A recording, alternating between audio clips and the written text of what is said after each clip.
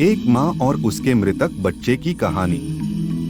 दोस्तों, एक बार गौतम बुद्ध के पास एक स्त्री अपने बच्चे को लेकर रोती हुई आती है और उनसे कहती है, प्रभु, मैं आपके पास बड़ी आशा लेकर आई हूँ।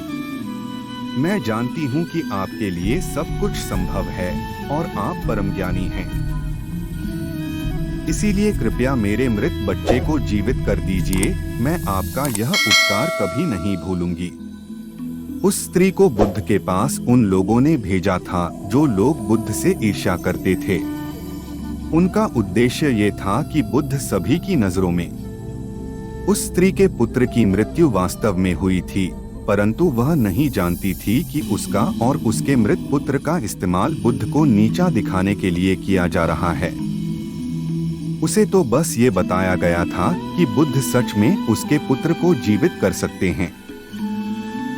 वो स्त्री कहती है कि कहिए ना प्रभु, आप मेरे पुत्र को जीवित कर देंगे ना। वहां उपस्थित सभी लोग बुद्ध के उत्तर का इंतजार कर रहे होते हैं। बुद्ध कहते हैं, हाँ, मैं तुम्हारे पुत्र को जीवित कर सकता हूँ। बुद्ध की ये बात सुन वहां उपस्थित सभी लोग बहुत चौंकते हैं और वह स्त्री बहुत प्रसन्न होती है। फिर बुद्ध कहते हैं कि परंतु तुम्हें एक कार्य करना होगा। वह स्त्री पूछती है, क्या कार्य करना होगा मुझे प्रभु? बुद्ध कहते हैं कि तुम्हें एक मुट्ठी सरसों के दाने लाने होंगे। वो स्त्री कहती है, मैं अभी लेकर आती हूँ प्रभु। बुद्ध कहते हैं, परंतु ध्यान रहे कि दाने ऐसे घर से लाने हैं जिस घर में कभी किसी की भी मृत्यु ना हुई हो। वह स्त्री उसी क्षण सरसों के दाने लेने के लिए अपने गांव में चली जाती है। वह अपने गांव के हर घर में जाकर पूछती है। उसे सरसों के दाने तो हर घर में मिलते हैं, परंतु उसे ऐसा कोई घर नहीं मिलता जिसमें आज तक कभी किसी की भी मृत्यु ना हुई हो।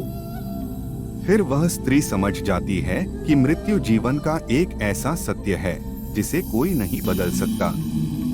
वह स्त्री बुद्ध के पास जाती है और कहती है, मैं इस बात को कहीं न कहीं जानती तो थी, परंतु स्वीकारना नहीं चाहती थी। आपने बिना कुछ कहे ही मुझे इस सत्य से अवगत करा दिया। बुद्ध कहते हैं, जो जन्मा है उसकी मृत्यु निश्चित है और यही प्रकृति का नियम है।